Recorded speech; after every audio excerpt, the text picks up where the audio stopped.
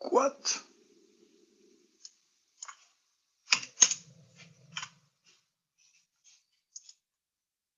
Un tirage, ok.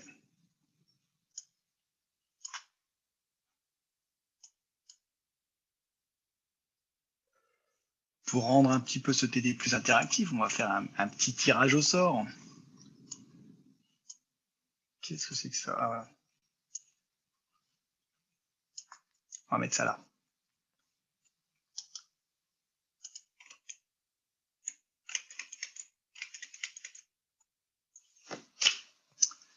Alors, on commence, si vous n'avez pas de questions.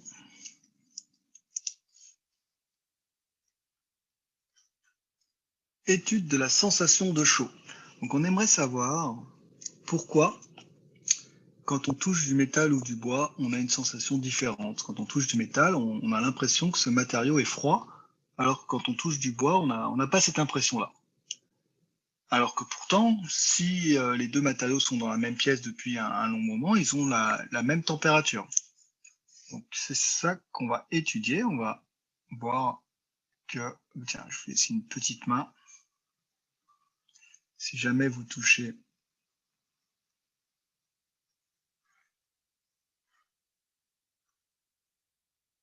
on va considérer ça un cylindre. Pourquoi c'est froid? Pourquoi c'est chaud?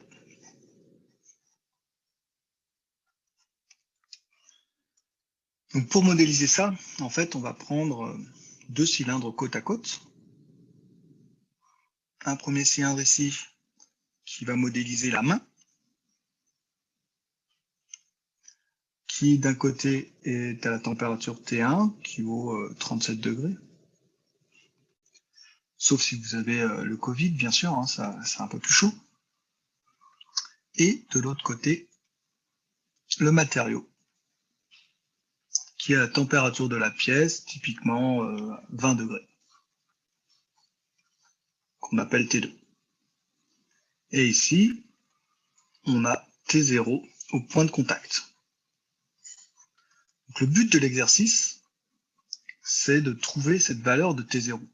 Quelle est la température au point de contact? Donc, à l'intérieur de votre corps, vous êtes à 37 degrés, c'est assez bien régulé.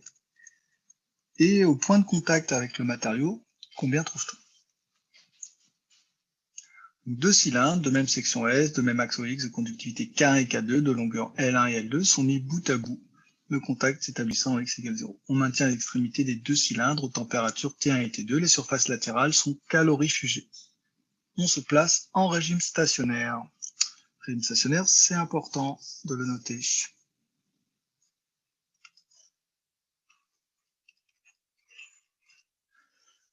Établir l'expression de la température dans les deux cylindres. Alors, pour établir la température,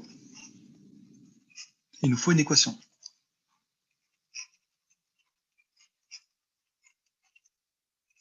Cette équation, c'est l'équation de diffusion.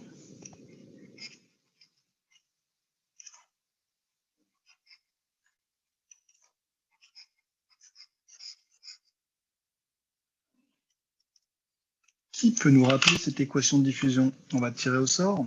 Alors, vous êtes le groupe DCPI2. And the winner is Étienne. Étienne Lenouaille. Est-ce que tu te souviens de l'équation de diffusion? Bonjour. Bonjour. C'était avec les convections pour l'équation de diffusion. L'équation de diffusion, c'est celle qui te dit Ah comment oui, la c'est température. la dérivée de la température par rapport au temps est égale Oui, au facteur grand D. c'est ça. Et c'était la dérivée seconde de la température sur là, Sur la du coup, variable c'est considérée. Ici, Z. ça va être c'est Ah non, Z. c'est X. J'ai Oui, mis c'est X dans X. l'énoncé. Oui. Ça peut être X, Z, ça va dépendre de l'énoncé. Ici, on a quelque chose d'unidimensionnel. Donc, pas besoin d'utiliser un Laplacien. Normalement, on a une somme des dérivées secondes si on est en 3D. Si on a cette somme, on ne peut pas résoudre. Cette équation de diffusion, c'est à connaître.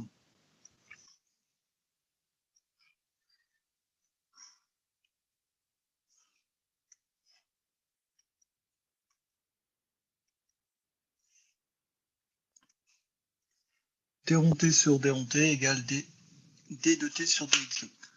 Comment résoudre la température? Ben là, on voit que ça dépend à la fois du temps et de X. On ne peut pas résoudre.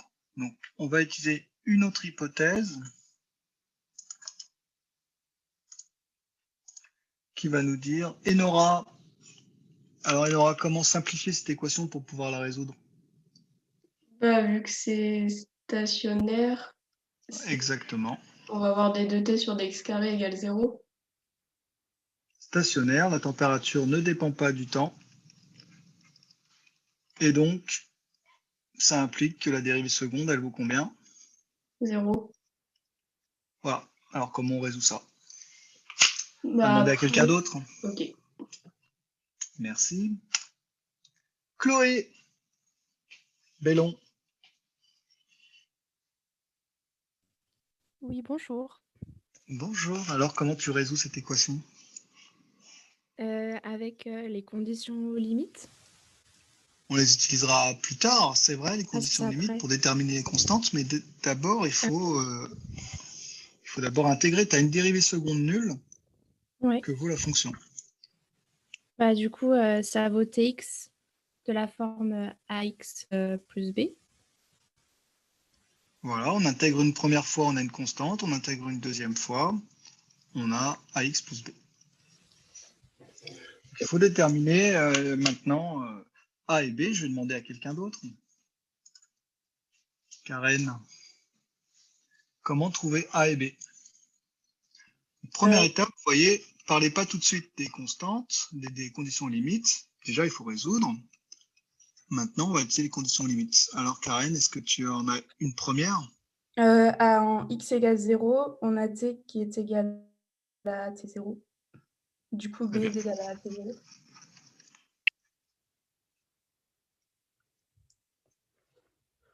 B égale T0. Deuxième condition limite, à qui on va demander? Naël. Où se place-t-on pour la deuxième condition limite?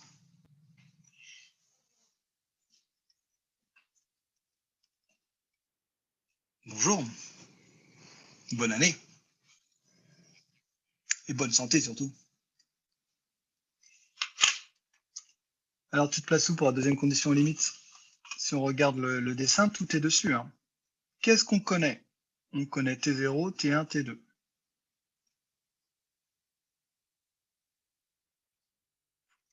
Si tu veux. T2, c'est en combien? T de L2.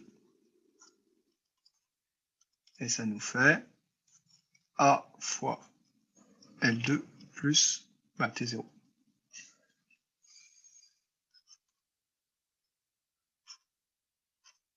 Ça nous donne A égale T2 moins T0 sur L2. Et qu'est-ce qu'on fait de la condition en T1?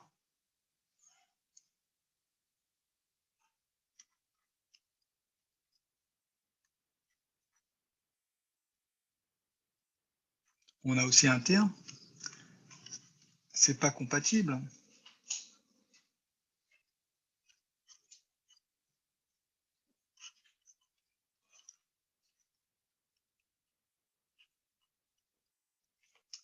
Pourquoi tu m'as dit on se place en L2, pourquoi tu m'as pas dit on se place en L1, en T1? On prend soit l'un, soit l'autre. Et alors là, il y a un truc auquel il faut faire attention. On n'a pas les mêmes constantes. Parce qu'en fait, on a deux matériaux différents. Donc, on ne va pas avoir la même équation à gauche et à droite. Donc, en fait, quand j'ai résolu, je suis allé peut-être un peu vite. J'aurais dû mettre qu'il y a deux solutions. Là, je suis en train de corriger. J'aurais dû dire que on n'a pas les mêmes constantes à gauche et à droite. On n'a pas les mêmes matériaux. Donc, l'équation qui est dérivée seconde de t par rapport à x, elle est valable d'une part à gauche et d'une part à droite. Il faut résoudre ça séparément puisqu'on change de milieu. On n'a pas forcément continuité de la température, on ne sait pas. En l'occurrence, oui, on a continuité de la température, ce qui fait que le B, c'est le même. Comme ils sont en contact, on est à l'équilibre, on aura la même température en x égale 0. En revanche, il n'y a pas de raison que le flux soit le même. Donc, on a cette deuxième condition limite qui nous donne un autre coefficient. Donc, si je veux résumer ça dans un graphique,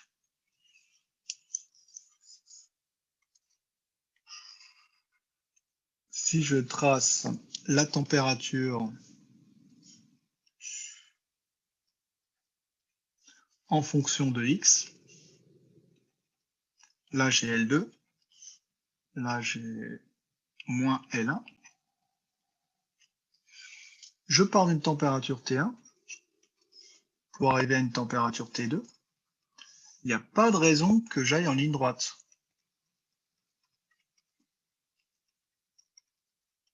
Si vous résolvez l'équation entre T1 et T2, c'est comme si vous aviez une ligne droite, alors que ça se trouve, la température, elle va varier comme ceci, puis comme cela. Ou, autre solution, elle pourrait faire ça aussi. Vous voyez, on n'a pas la même pente des deux côtés.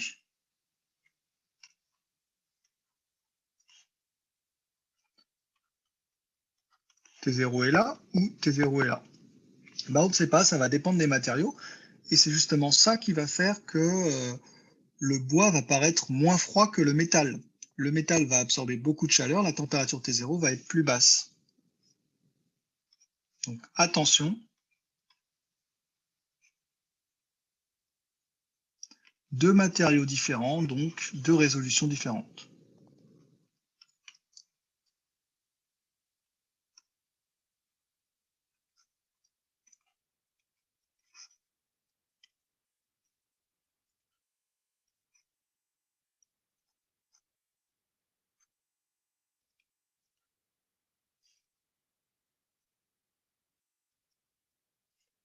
Donc c'est la même solution, donc c'est facile, mais ça ne va pas être les mêmes constantes, puisqu'on n'a pas les mêmes conditions limites.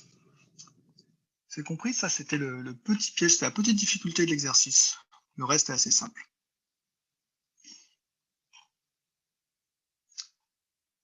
Donc on a trouvé T de x en fonction de T1, T2, L1, L2, T0 dans les deux cylindres. C'était un peu dit dans la question, hein. Bon, il y avait écrit établir l'expression dans les deux cylindres. Donc on va résumer ça. À gauche et à droite, on a T de x, qui donc à gauche c'est T0 moins T1.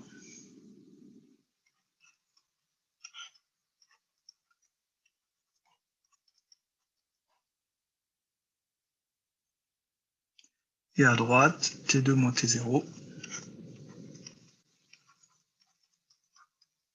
Ça se ressemble, mais c'est pas la même valeur. On n'a pas cette valeur de T0. C'est ce qu'on va faire dans la question 3.2. En utilisant la continuité du flux thermique exprimée à température T0. Oui? Je me trompe peut-être, mais TX à droite, c'est pas sur L2? Si, c'est sur L2. Ok.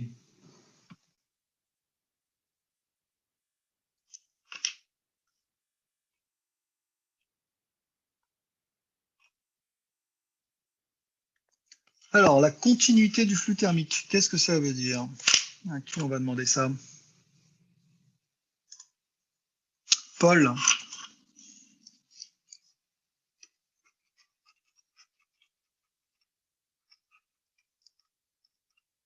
Oui, bonjour. Alors, la continuité du flux, qu'est-ce que ça veut dire? C'est le fait que dans un matériau, à droite ou à gauche, le flux est le même. Ouais. Alors, en fait, c'est là qu'on utilise l'hypothèse les surfaces latérales des cylindres sont calorifugées. L'énergie, elle ne peut pas partir par le côté. Donc, en fait, tout ce qui va circuler là va passer de l'autre côté. Comment tu écris ce flux? Flux à gauche égale flux à droite.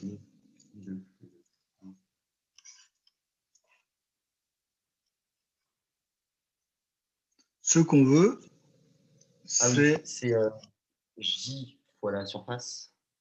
Ouais. Le flux, c'est J fois la surface. Et J, c'est quoi? Mince. C'est C'est une formule très importante, ça. C'est la loi de... Fournier et Fick, non? Pardon? C'est pas la loi de Fournier et Fick? Fourier, oui, c'est ça. Fixe, c'est pour les Ouais, particules, Fourier pour la température. Donc la loi de Fourier, elle te dit que J, c'est K d T sur d(x). Ok. Donc ici, ça va être, dans un cas ou dans l'autre, ça va être moins K1 sur L1, T0 moins T1, X plus T0, ou K2 sur L2, T2 moins T0, X plus T0. Donc ces deux flux doivent être égaux en X égale 0. Donc si on veut que les flux soient égaux, on va écrire cette égalité. Qu'est-ce que j'ai écrit? J'ai oublié de dériver. Je suis un peu bête. Excusez-moi. Il faut le dériver. Dérivé de la température par rapport à X, c'est ce qu'il y a devant, c'est T0 moins T1 sur L1 ou T2 moins T0 sur L2. Voilà, je vais juste recopier la température. Il faut que les deux flux soient égaux, ce qui se traduit par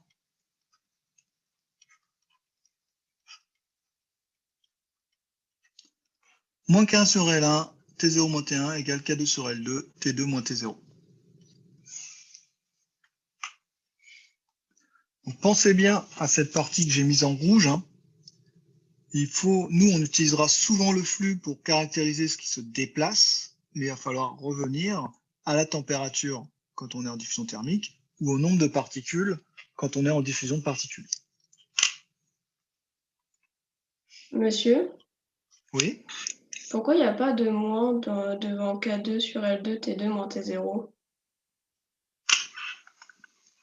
il n'était pas là, parce que, oui, tu as raison, pourquoi il n'y a pas de moins?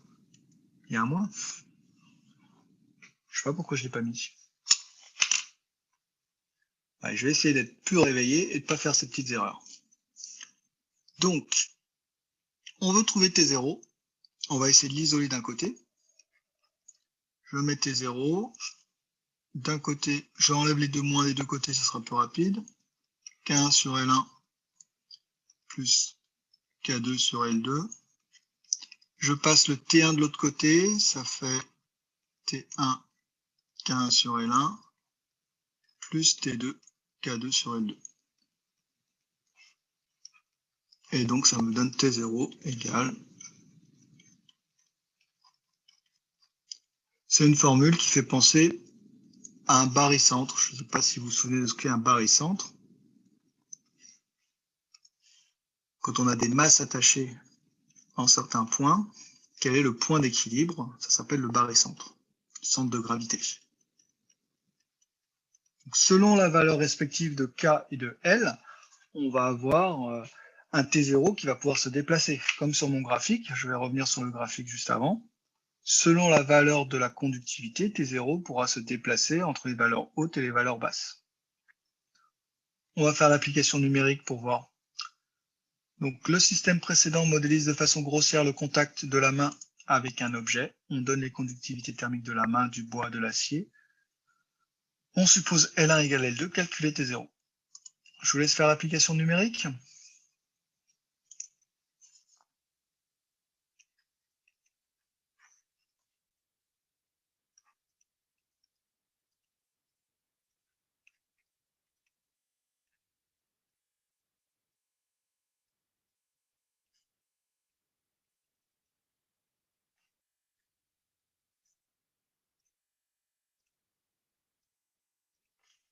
Pour le bois, on va avoir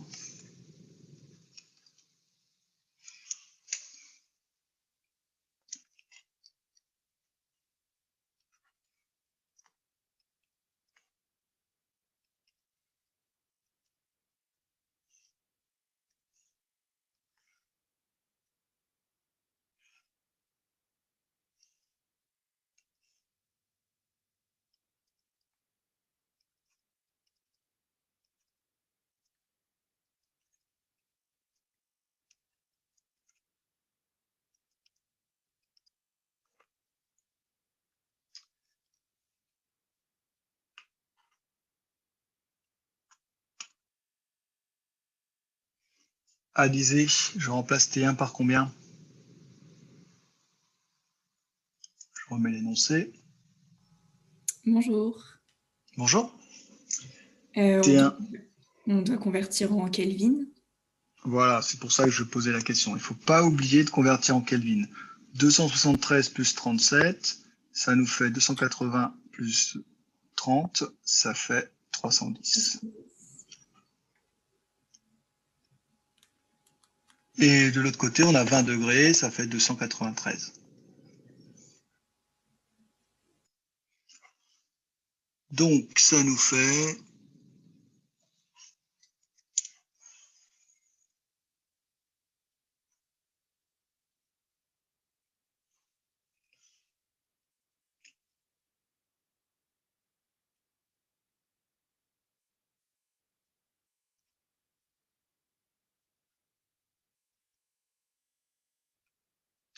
quelque chose comme ça, si je ne me trompe pas, mais c'est possible que je me trompe. Python au secours. 308 et 294.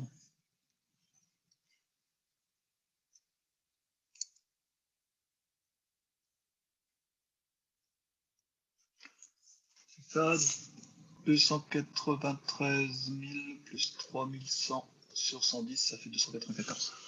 Donc, en Celsius, on va avoir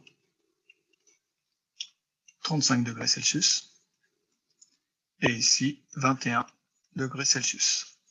Donc on voit que la température de contact de l'acier paraît comme étant 21 degrés.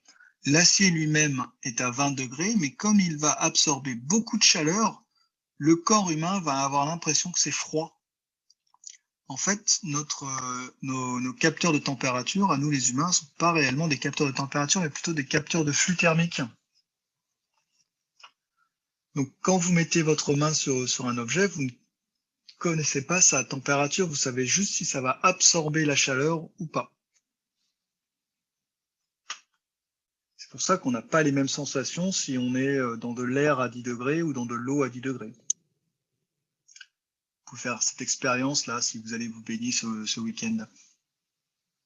Quoique l'air en ce moment est plutôt à 2-3 degrés. Alors que la mer est à 10 degrés. Il faut être dans la mer ou dans l'air? Ça va pour ce petit exercice? Donc ça, normalement, c'est un exercice assez simple. Juste faire attention un peu à cette résolution d'équation. Bien voir qu'il y a deux matériaux différents. Donc en fait, on n'a pas forcément la même droite à gauche et à droite. C'est ce que j'ai dessiné ici. On aura des constantes différentes. Continuité du flux, ça c'est vraiment un truc très classique. Hein. Comment passer du flux à la température? Retenez-le.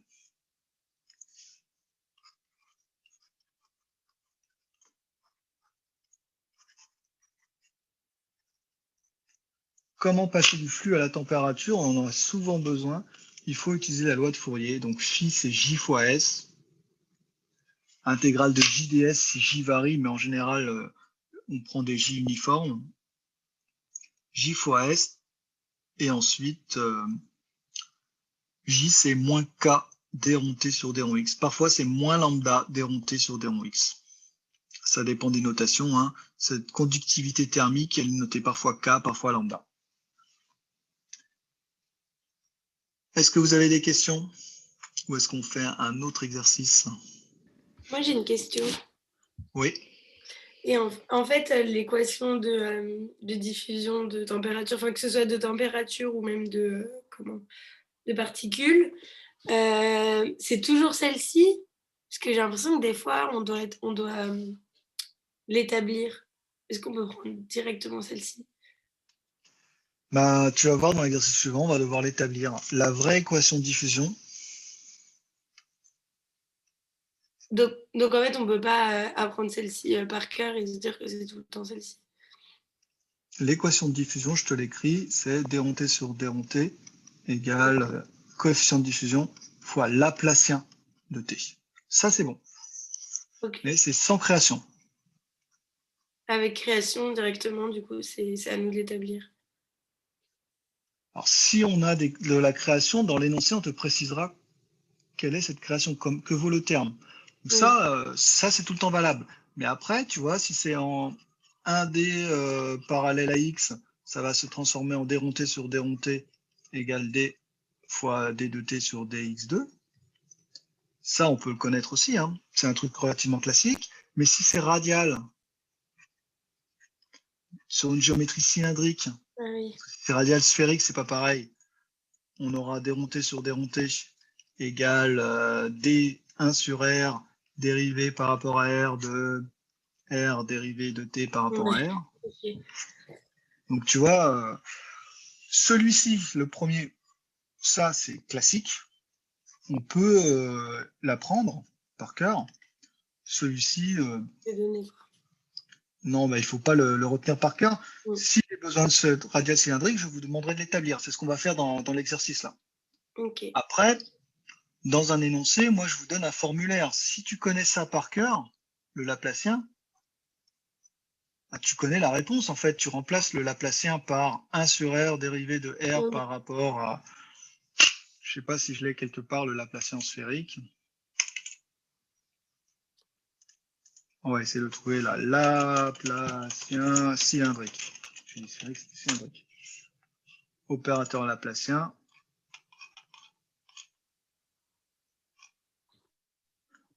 Il est où? Coordonnées polaires, coordonnées cylindriques. Il est là. Tu vois, il est indiqué ici, c'est la même formule. En remplaçant le Laplacien juste par ce premier terme, parce que ça dépend ni de θ ni de z, on obtient ce qu'on veut. Mais bon, il ne faut pas apprendre ça par cœur. Oui, merci. On va voir dans l'exercice que je propose, l'exercice 4. Monsieur, moi j'ai une question. On a une géométrie cylindrique, oui. Quand vous nous dites calculer la température, vous voulez un résultat en Kelvin ou pas? Parce que si on voulait en degrés, on n'avait pas besoin de passer en Kelvin finalement.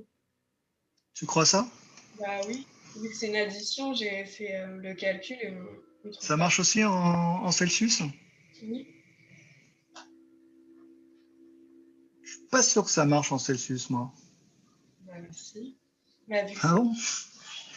Bah, mais comme il y a un décalage, souvent, c'est hyper dangereux de le faire en Celsius. T'es sûr que ça marche? Bah oui. 10. Attends, si je rajoute 273 ici, j'ai 10 fois 273 plus... Ah ouais, t'as raison, ça marche là. Ici, ça marche, mais c'est de la chance.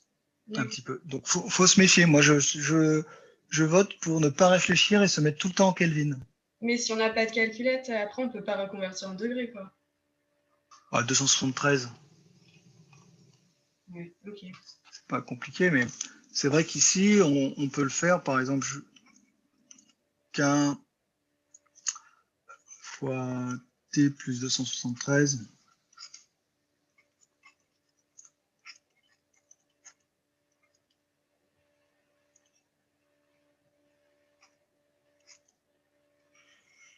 Pour s'en assurer, on est obligé un peu de l'écrire ça tout le temps. Hein. Ici, ça nous fait bien K1 T1 plus K2 T2 sur K1 plus K2 plus K1 plus K2.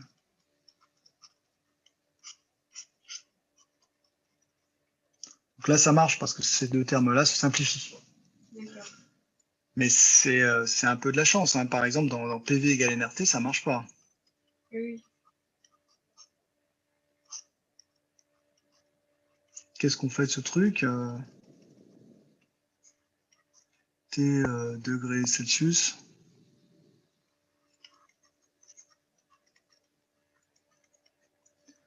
Donc moi, je suis pour de la méfiance et toujours prendre des Kelvin. Après, si vous arrivez à faire ce petit calcul que je viens de faire dans la tête, là, savoir si les 273 vont se simplifier ou pas, bah faites-le.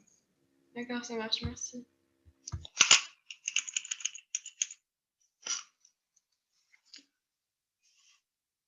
Pour la réponse attendue, en revanche, à l'exercice, essayez de vous mettre quand même en Celsius, puisque ça parle à tout le monde, alors que les Kelvin, c'est pas très parlant. Si vous me dites, oulala, il fait chaud aujourd'hui, il fait 300 Kelvin, Attendez, 300. Ah, il fait 27 degrés, d'accord. Je pense que si quelqu'un vous parle en Kelvin, vous allez le regarder bizarrement. Non?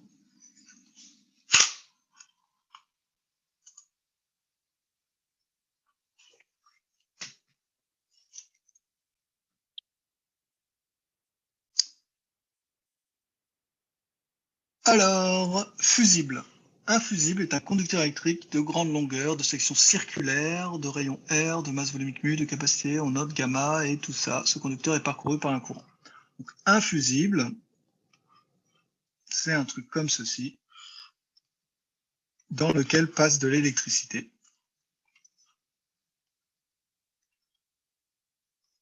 Donc l'électricité, c'est rouge, je le mets en rouge. On a une intensité.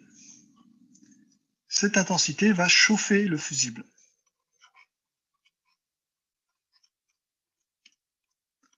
Cette chaleur, elle va être dégagée radialement. C'est ce qui est écrit dans la 4.1, en supposant le flux thermique uniquement radial. Donc ça, c'est notre flux thermique. Va effectuer un bilan d'énergie dans une portion de conducteur située entre R et R plus dr, puis exprimer l'équation différentielle qui régit l'évolution de la température TER. Donc l'équation, je vous l'ai donnée tout à l'heure, on va essayer de l'établir. Donc ça, c'est un truc que j'aimerais que vous sachiez faire quand même un petit bilan d'énergie entre deux instants très proches.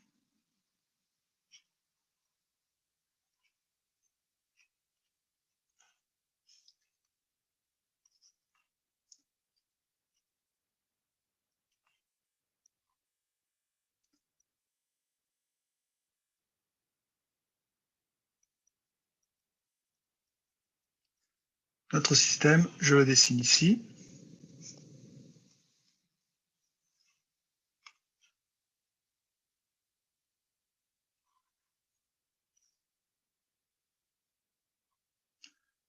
On a un grand R ici et nous, on va s'arrêter à R et R plus dr.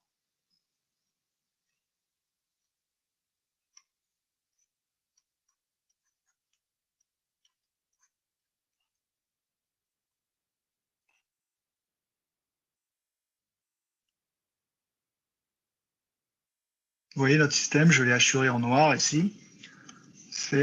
On va isoler une petite partie du cylindre et on va se demander comment le flux s'échappe. On peut le dessiner en coupe, hein, c'est souvent plus facile.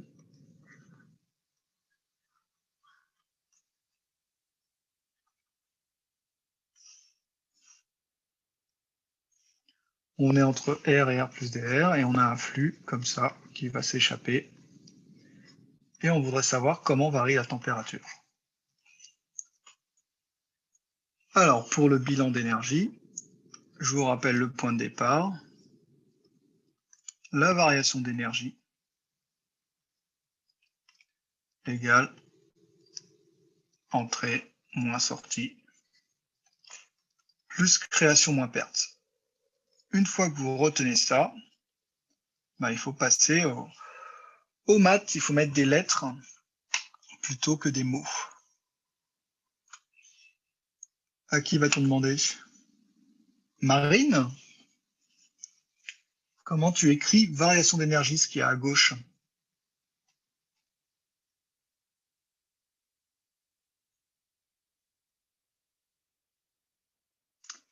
Tu es Isabelle, tu ne peux pas parler? Tu peux écrire.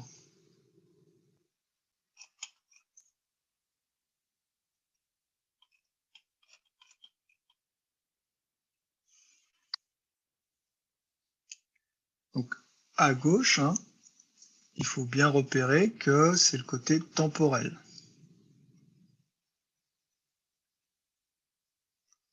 Ce qui se passe dans le temps, c'est lié à des entrées et des sorties dans l'espace.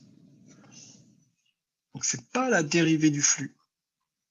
la variation d'énergie, c'est l'énergie que tu as à la fin, moins l'énergie que tu as au début.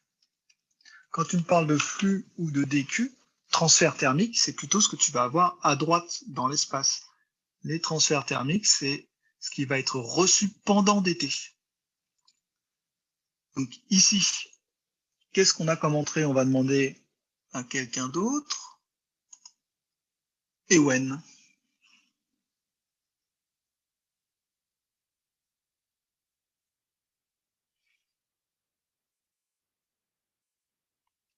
Non, c'est pas eux. Eux, c'était à gauche.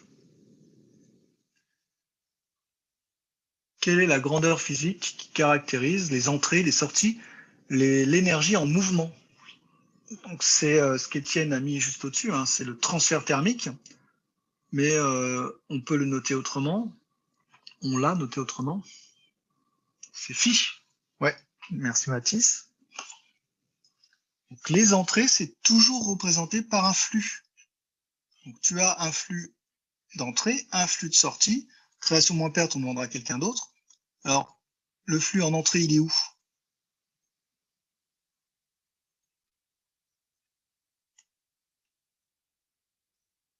Et le flux en sortie, il est où? Est-ce que vous voyez?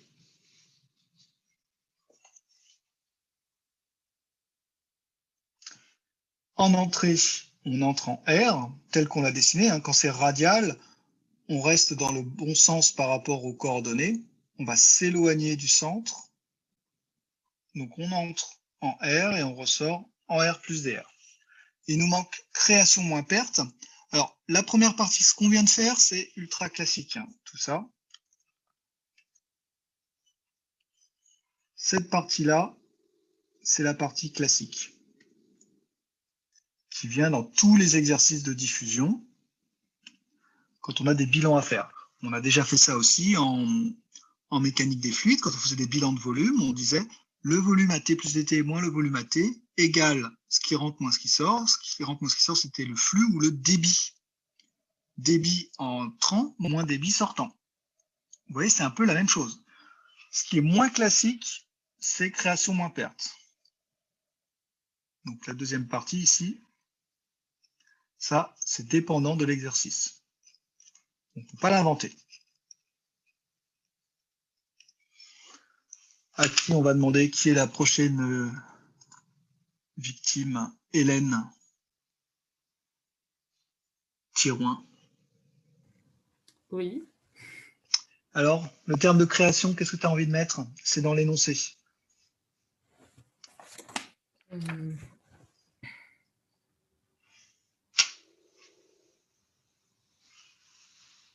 Là, non.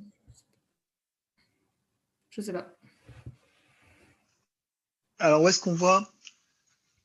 Qu'est-ce qui va faire chauffer le cylindre? Le courant. Ah, l'effet Joule. C'est le courant électrique. C'est l'effet Joule, exactement. Donc, l'effet Joule, c'est une perte d'énergie électrique transformée en chaleur. Donc, on a un apport de chaleur dans le cylindre, dans le fusible. C'est écrit là-haut, on donne la puissance électrique volumique dissipée par effet Joule.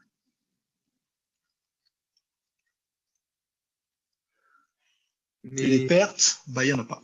Mais, il manque des trucs, c'est ça que tu allais dire? Non, je voulais dire l'effet Joule, c'est pas plutôt une perte du coup? C'est une perte électrique, mais c'est un gain thermique. Ah bah oui, ok. Ok.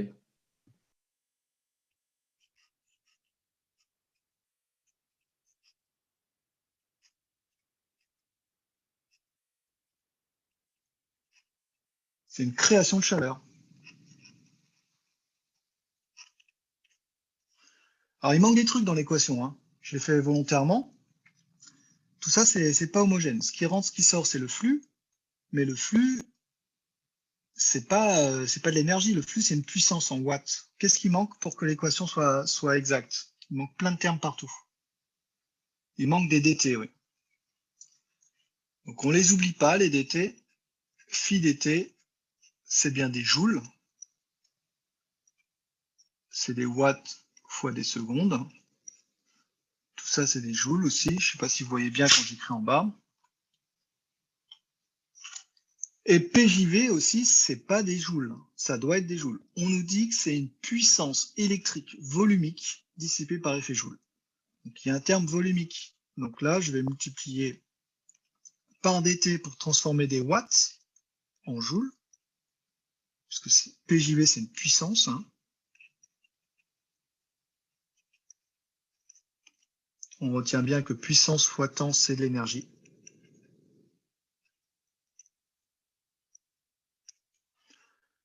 Et il manque le volume. Alors, qu'est-ce qu'on m'a dit sur le volume? LDR, qui m'a dit ça? Mathis, c'est pas un volume, LDR. PJVDR. Il me manque le volume.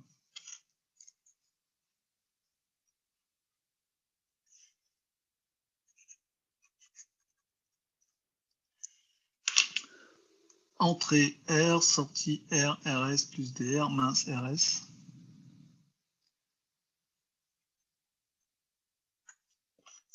Ce volume, on va essayer de l'évaluer. Il est là, le volume. C'est le truc que j'assure.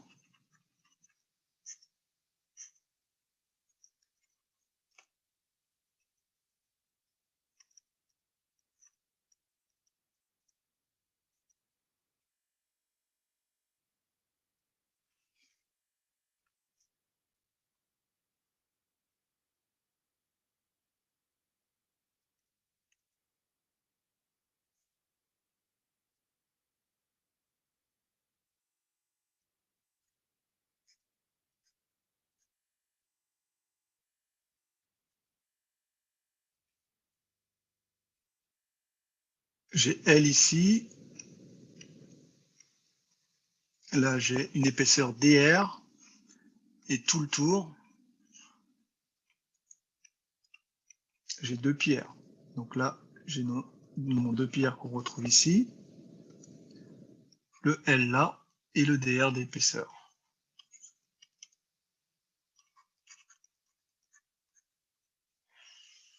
Alors qu'il y avait bon L pi R carré sur 2. Ça, c'est le volume total du cylindre. Nous, on n'a qu'une couronne cylindrique. Donc, mon volume hachuré en vert, il faut bien que je retire ce qu'il y a au centre, hein, ce qui est blanc. Donc, c'était 2 pi R L DR. On n'a pas fini maintenant. Hein. On a cette équation, je vais la réécrire. E de T, je vais diviser. On a qu'une couronne. C'était dit dans l'énoncé. Hein. Ah. Portion de conducteur ici, située entre R et R plus DR. Tu vois, on n'a pas ce qui est en dessous de DR. On fait le volume, on fait le bilan uniquement sur ce qui est hachuré en vert. Okay. Si on ne prend pas quelque chose d'infinitésimal, on ne peut pas vraiment faire de bilan parce que on aura du mal à évaluer ce qui sort et ce qui rentre. Quand c'est infinitésimal, l'intérêt, c'est que, tu vois, j'ai phi de R moins phi de R plus DR, c'est une dérivée. Si je prends tout ce qu'il y a à l'intérieur, si je mets phi de 0, je suis embêté parce que je n'aurai pas une dérivée si je fais phi de 0 moins phi de R. C'est pas assez petit. Pour avoir une dérivée, il faut qu'on fasse la différence entre deux fonctions très proches l'une de l'autre. Donc je réécris mon équation. Je divise par dt, je vais avoir une dérivée partielle, pardon, d rond phi sur d rond r dr plus PJV, que je peux laisser comme ça, fois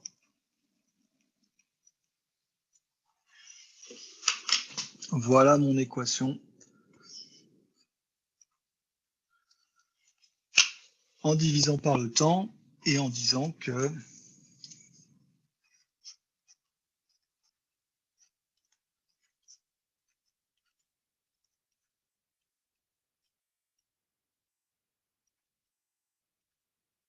phi de R plus dr moins phi de R égale moins des phi sur dr dr.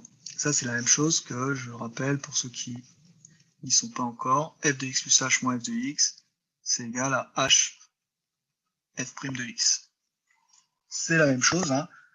Alors, en maths, on vous dit qu'il faut être à la limite quand h tend vers 0.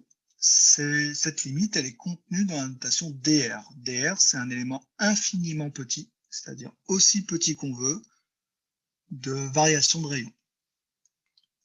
C'est pour ça, hein, Axel, qu'on se place entre R et R plus dr et pas entre 0 et R.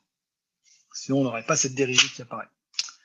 Donc, on en est à la troisième étape, hein, si je veux numéroter ça avec cette jolie couleur. Allez, première étape, on se souvient de la phrase, variation d'énergie, entrée moins sortie plus création moins perte.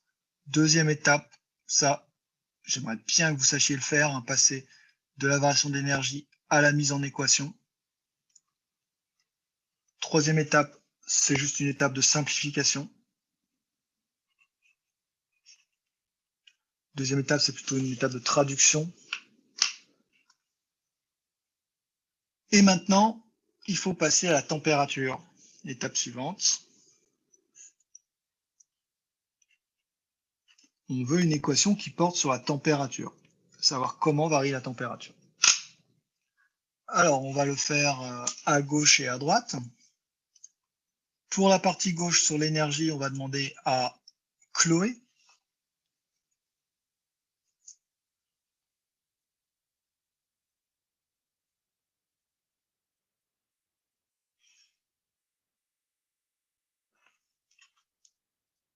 Chloé, es-tu là?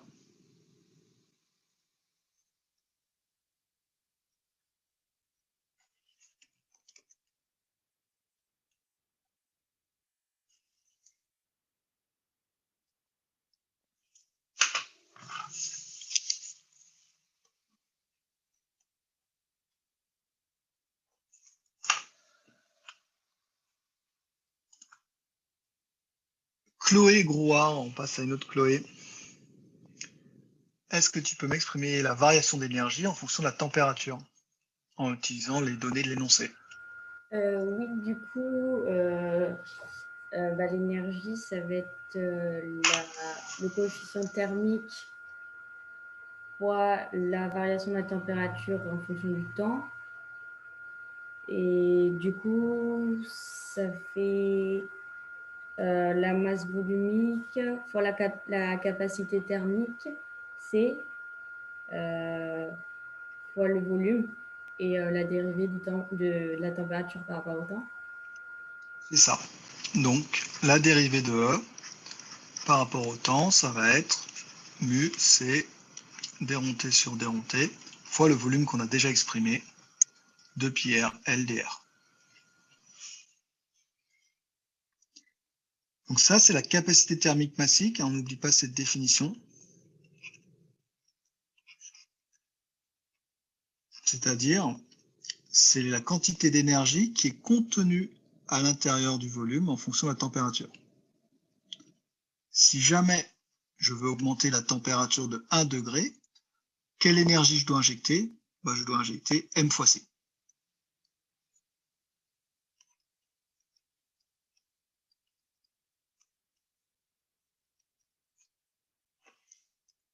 Donc ça, c'est pour la partie gauche. On va avoir déronté sur déronté égale mu C, déronté sur déronté, 2 pi R LDR, ça pourra simplifier. Partie droite, à qui on va demander Barthélemy. Je ne sais pas si tu es à la BU, toi aussi.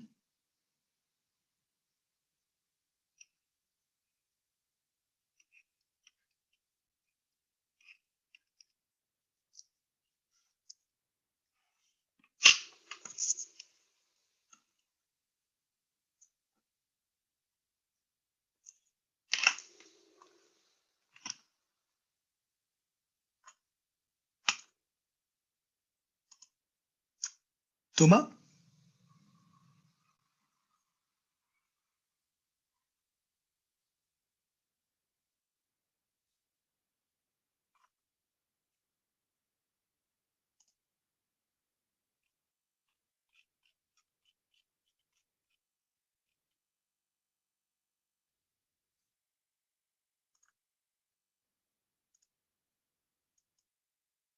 Corentin? Ouais, je suis là. Du coup, est-ce qu'on ne peut pas utiliser la loi de Newton? Eh non. La loi de Newton, c'est le petit piège, elle est valable qu'en surface, là, on est en contact avec l'air, et là, on est dans la profondeur du fusible. Ah merde.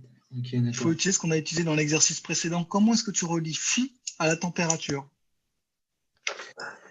Truc précédent. Ah oui, avec la loi de Fourier. Exact. Ah bah ouais, d'accord, évidemment. Ok. Ben voilà, Donc, la loi de Fourier. phi, c'est J fois S. Donc, ça va être J fois la surface traversée. Elle n'est pas évidente, cette surface traversée. Je vous laisse réfléchir un peu. Et donc, ça va être, je remplace ensuite J par moins lambda d rond t sur d rond r fois cette surface traversée. Est-ce que vous pouvez me la trouver, cette surface?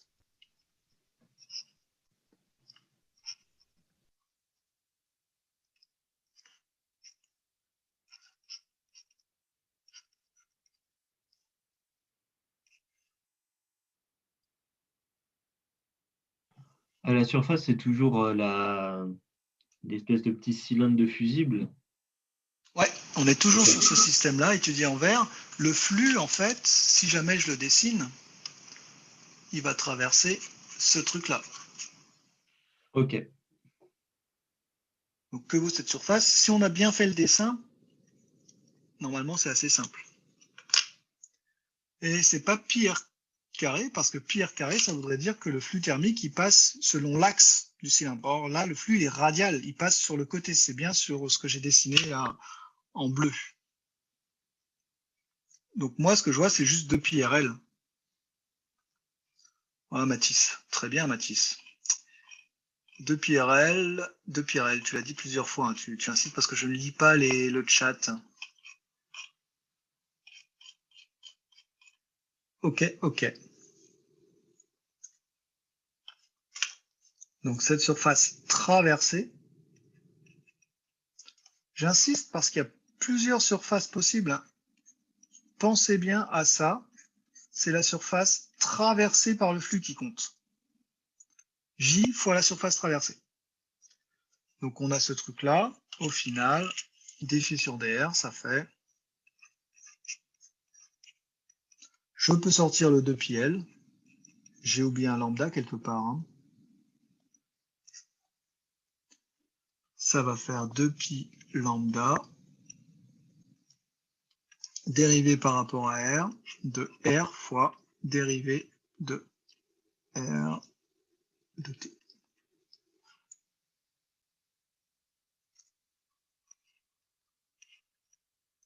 Et là, attention, vous avez tendance à le faire parfois.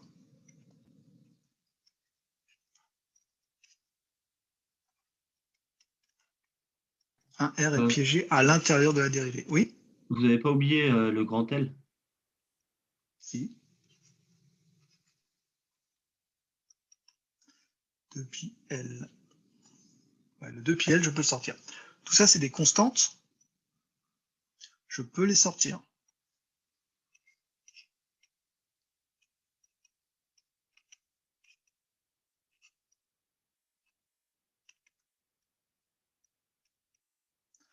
En revanche, petit r, c'est pas une constante. Je ne peux pas le sortir de la dérivée comme ça.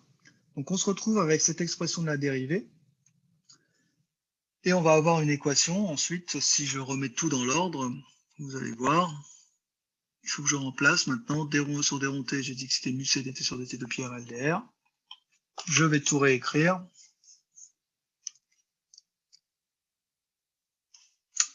J'ai tout oublié, bien sûr.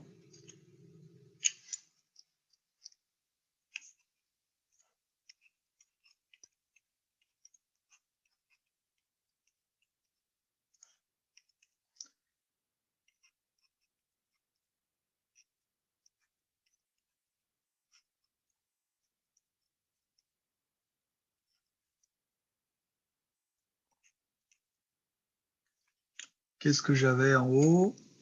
Un dr qui traînait, PJV, 2 pi r LDR.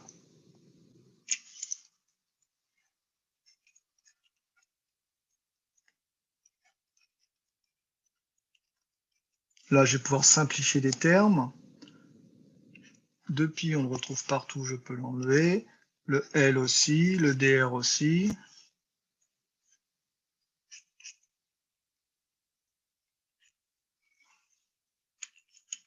Et donc, on va retrouver l'équation de diffusion.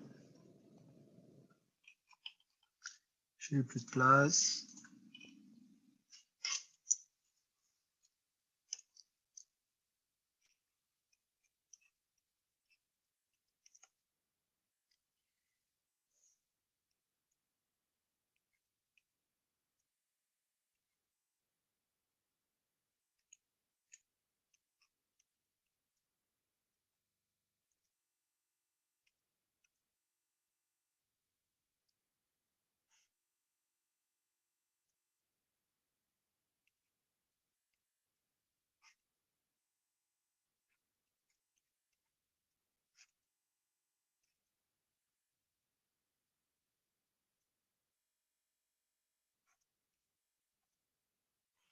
Voici notre équation de diffusion avec le terme de création. Donc ce terme-là, c'est bien le terme de création.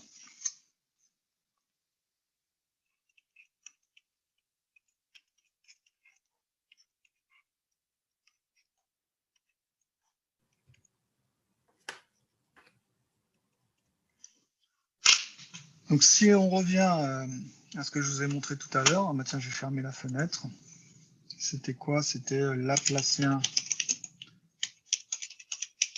cylindrique.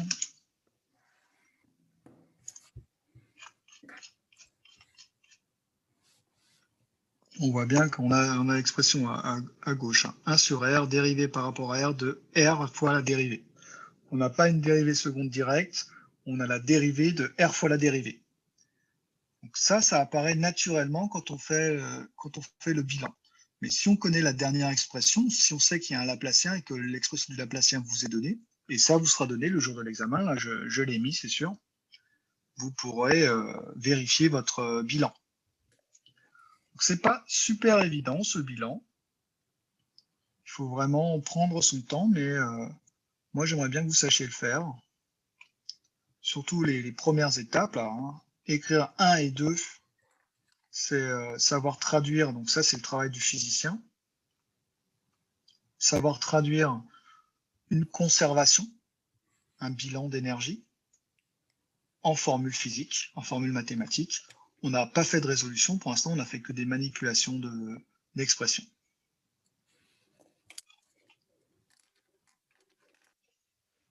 Monsieur, Oui. Est-ce que vous pouvez juste réexpliquer, s'il vous plaît, au niveau de la création, j'ai pas trop compris, quand on multiplie par dt et on multiplie par le volume. Enfin, j'ai pas trop compris cette étape-là. Ah, ok.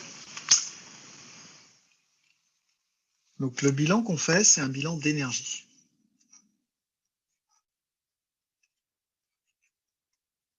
L'énergie, ça s'exprime en joules.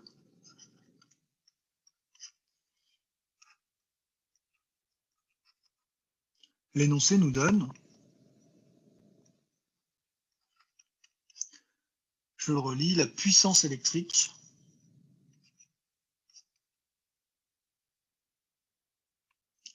dissipée par effet Joule.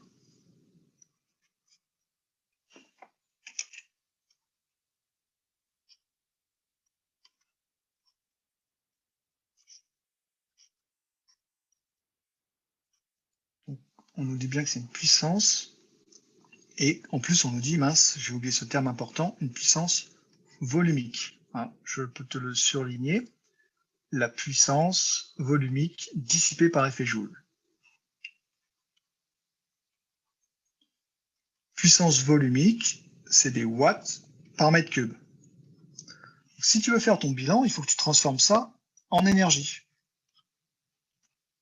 Donc quand tu vas multiplier par des mètres cubes pour avoir des watts, et tu vas multiplier par des secondes pour avoir des joules. Donc il faut bien regarder la donnée que tu as. Parfois, ça sera juste une puissance en watts. Dans ce cas-là, tu n'auras pas besoin de rajouter le temps. Tu n'auras pas besoin de rajouter le volume, pardon. Et donc, si tu veux l'énergie apportée, l'énergie créée, ça va être PJV fois volume fois durée. Ici, notre volume, on l'a dessiné, c'était 2πr fois L fois dr. C'est bon, Morgane, ou pas? Oui, je pense que je comprendrai quand je relirai après. Merci. Quand vous faites un bilan, il faut bien faire attention à manipuler des grandeurs qui ont la même dimension. Si on fait un bilan d'énergie, il faut que ce soit des énergies de tous les côtés. Donc c'est pour ça que le flux, on n'oublie pas de le multiplier par dt. Parce qu'un flux, c'est une puissance.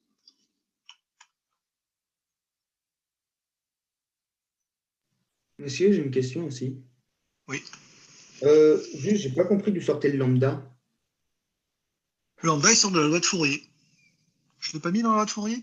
Attends, il est là. Peut-être, mais ok, d'accord.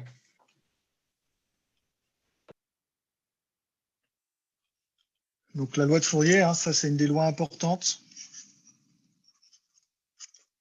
C'est celle qui vous permet le passage du flux à la température. Ça nous dit J égale moins lambda gradient de température. Si on est en unidimensionnel ici, ça va faire moins lambda d rond t sur d rond r, UR. Ok, merci, j'avais oublié de le noter avant, c'est pour ça. Et phi, c'est J fois S. Donc on se retrouve avec phi égale moins lambda.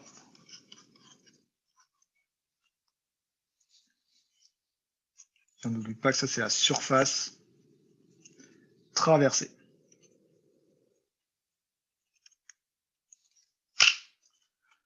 Ouais, pour le cas où le lambda, on a deux notations différentes qui coexistent. Si vous cherchez ici sur la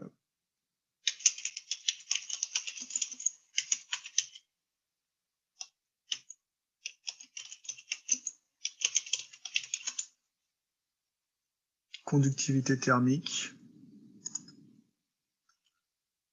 voilà, c'est même écrit ici, tu vois, directement noter lambda ou k, voire petit k ou kappa, je ne sais pas si c'est un k ou un kappa ici qu'ils ont mis dans Wikipédia, c'est la lettre grecque k.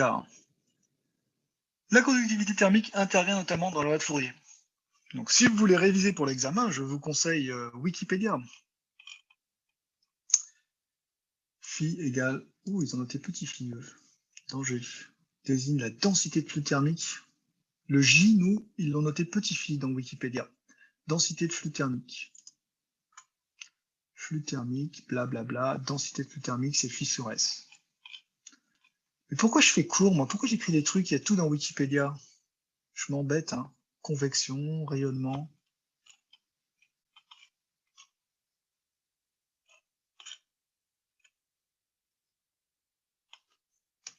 Loi de Stéphane.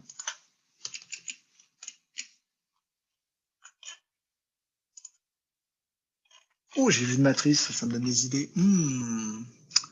Lorsque le matériau est anisotrope, sa conductivité dépend des directions. C'est dommage, j'ai déjà écrit l'examen. Bon, ça sera pour l'année prochaine. Je sais que vous adorez les matrices.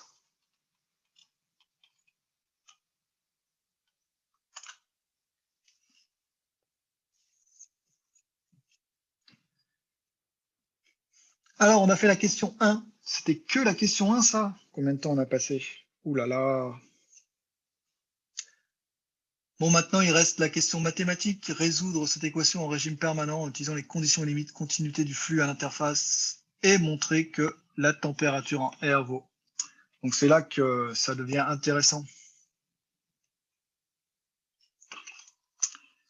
Résolution de l'équation. Corentin, en régime permanent, comment se transforme notre belle équation?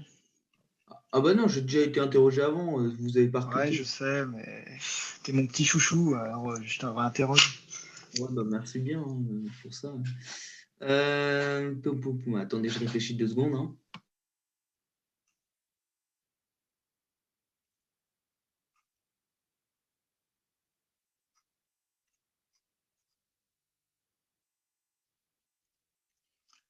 En régime stationnaire, la dérivée par rapport au temps, elle vaut 0. Ouais. Donc on aura, si je remonte, elle est où mon équation? blablabla, blablabla. Je vais donc avoir à résoudre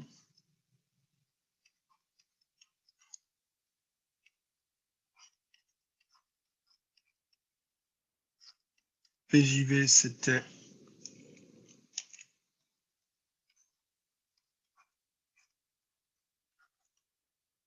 c'est tout ce que j'avais. Les musées simplifient. Ouais. Donc voici l'équation que j'ai à résoudre.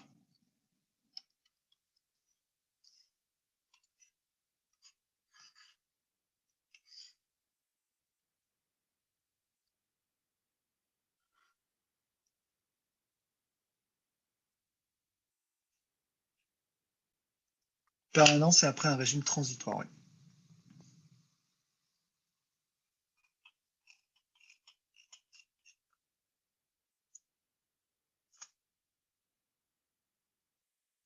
Alors permanence, c'est pas toujours la même chose que stationnaire. Hein. C'est un peu un abus de langage ici parce que parfois on a des régimes permanents sinusoïdaux. Donc il faut que je fasse attention à ce que j'écris parce que c'est vrai qu'on a tendance à pas être toujours très rigoureux. Stationnaire, ça veut dire vraiment que ça ne dépend pas du temps. Mais un régime permanent sinusoïdal, c'est après le régime transitoire où on a une croissance exponentielle, par exemple, avant stabilisation sinusoïdale. Donc là, au bout d'un long moment, la température va être constante dans le temps, en chaque endroit. On a cette équation-là. Comment va-t-on la résoudre? Donc, je vais d'abord... Il manque pas un musée. Je vais diviser par musée des deux côtés. Tu vois, en fait, il était présent partout. Ah Si oui. je reviens à mon équation précédente, si déronté sur déronté est nul, il y a musée ici, je peux l'enlever. Et vous avez divisé par lambda aussi.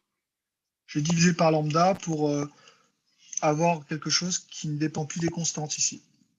Okay. Maintenant, pour le résoudre, je vais simplement écrire encore une autre forme. Je suis désolé, je suis allé un peu vite sur les étapes, hein, je n'ai pas tout écrit. Égal R. Oui. Pourquoi des fois on enlève, par exemple, quand on a moins d, delta, enfin d, dt au carré sur dx au carré, on enlève le d devant? Grand D? Oui. C'est pour la même raison. Hein. Si jamais tu écris ça, C'est qu'on divise déronté et du sur coup... déronté égale d de t sur dx carré. Ouais, Si tu dis que c'est nul, et ouais. ça c'est différent de 0, t'enlèves le d, quoi. Et Oui, ok, mais là, ça. vu qu'on a un terme à droite, on peut pas... Ok.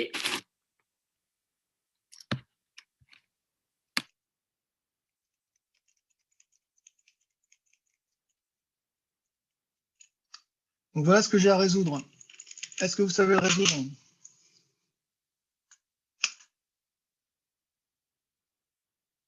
Pourquoi il y a lambda dans l'expression? Parce qu'il était présent tout à l'heure. Hein. J'aurais peut-être pas dû sauter les étapes. J'avais 0 égale...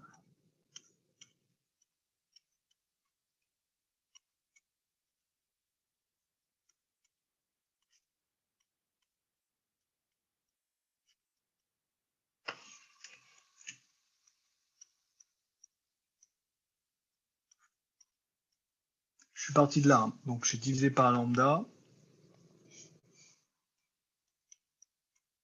Avec PJV qui était donné dans l'énoncé, qui c'était JE carré sur gamma. Je peux supprimer le musée des deux côtés parce qu'il n'interviendra pas, comme il n'est pas nul. Je divise par lambda, j'ai bien gamma lambda.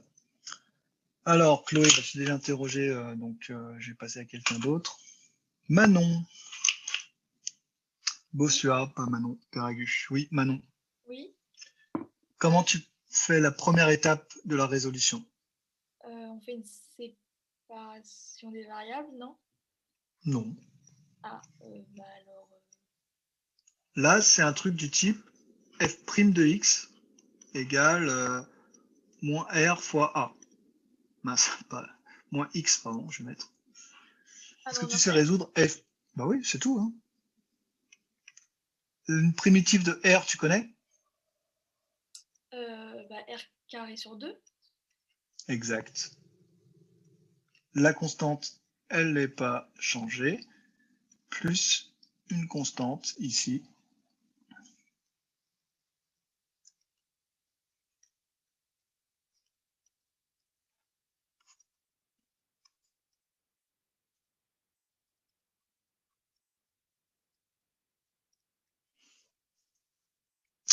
Comment déterminer A?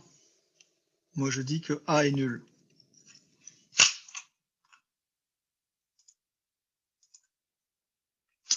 Athéna, tu vois que A est nul aussi ou pas?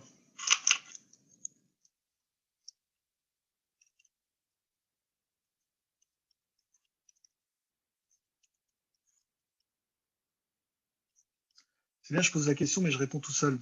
Pardon, je t'ai pas laissé le temps de répondre. Tu es là ou pas au moins?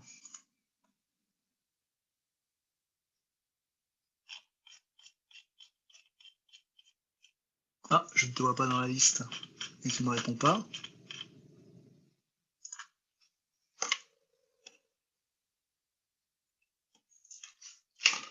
Donc si on se place en R égale 0, 0 fois ce truc-là qui est sans doute pas infini, égale 0 fois ça, plus A, on a directement A égale 0. Donc deuxième partie de l'intégration, comme on a deux dérivés, il va falloir intégrer deux fois. On doit résoudre maintenant d rond t sur d rond r, je divise par r, égale moins r sur 2, g carré sur gamma lambda. Est-ce que vous savez l'intégrer? Marie, la dernière étape, que vaut la température en fonction de R?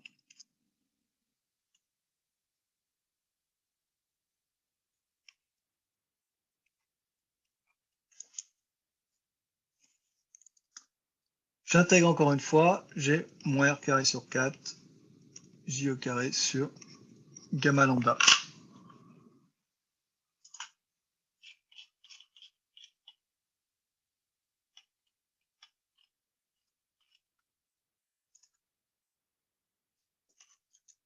Plus une constante qu'on n'oublie pas. Donc cette constante, bah, c'est par exemple t de 0. Mais c'est pas un truc qui est facile à connaître. Si on se place en R égale 0, on voit bien qu'on aura t de 0 égale 0 plus b.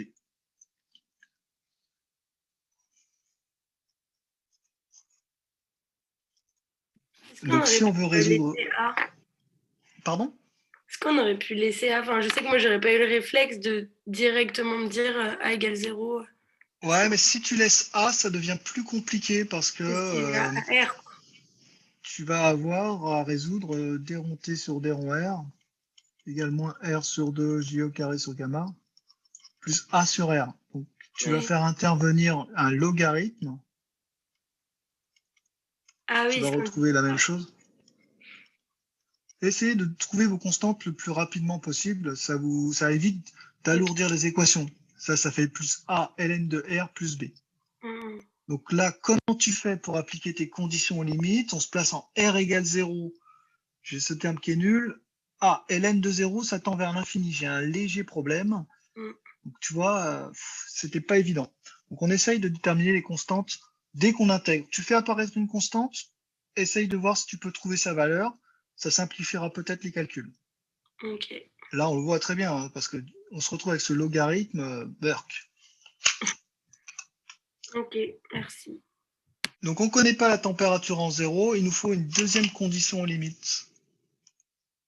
C'est c'est Corentin qui en a parlé tout à l'heure?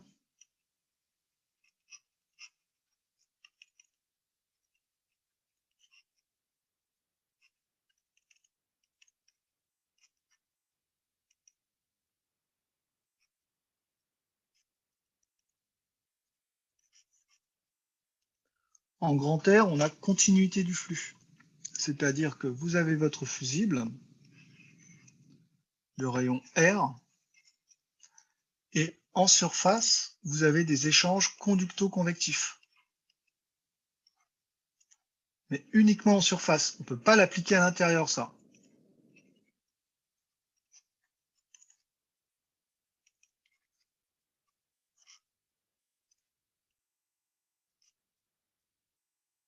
Donc ce qu'on va dire, c'est que le flux thermique qui sort du cylindre est exactement égal au flux thermique de Newton qui va être évacué dans l'air. Donc ce flux thermique, c'est la dérivée de T, on l'a déjà calculé, c'était moins R sur 2 J au carré sur gamma lambda.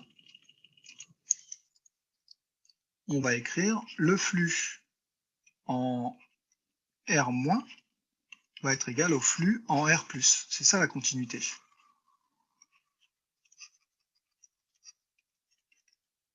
En R-, bah, c'est J fois S.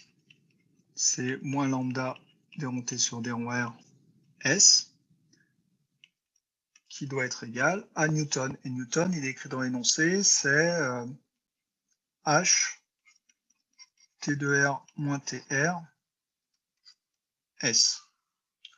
Donc on va pouvoir se débarrasser de ce S.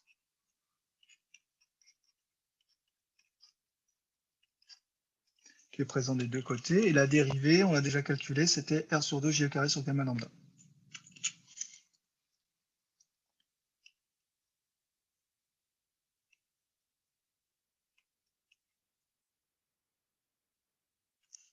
J'ai oublié J au carré.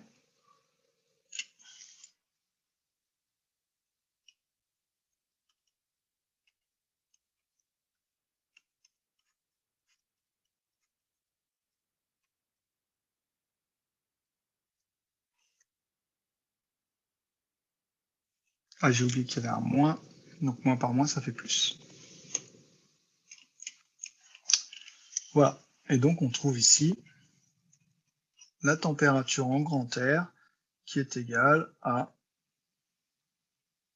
R sur 2 gamma H J au carré plus TR.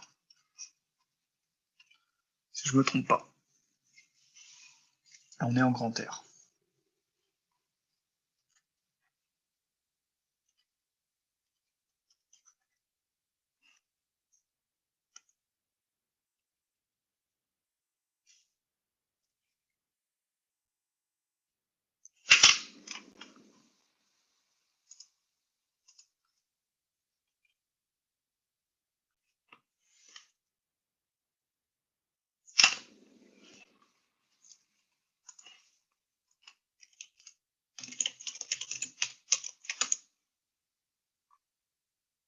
Monsieur, vous pouvez remonter un tout petit peu, s'il vous plaît?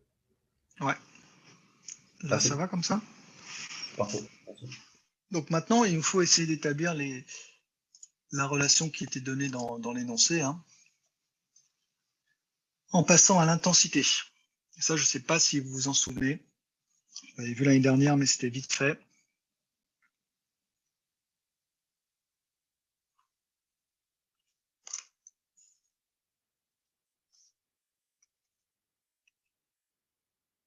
J'ai une petite question. Oui. Du coup, on aurait pu s'arrêter à la dérivée de t par rapport à r. Parce qu'en fait, on n'utilise pas notre expression à nous de t de r. Non, c'est vrai qu'on n'a pas besoin de notre expression. Je me suis demandé là dans l'exercice, quand je l'ai corrigé avec les chimistes hier, s'il y avait vraiment besoin d'établir T de R. Du coup, on n'a pas vraiment besoin. Ok. On pourrait déterminer la constante B en utilisant ce qu'on a maintenant. On connaît la température en grand R. Oui, oui. Donc on pourrait déterminer la constante B en remplaçant petit r par grand R. Si on voulait avoir la température. Mais ce n'est pas demandé dans l'exercice, c'est vrai qu'on aurait pu s'arrêter à l'étape avant, du coup.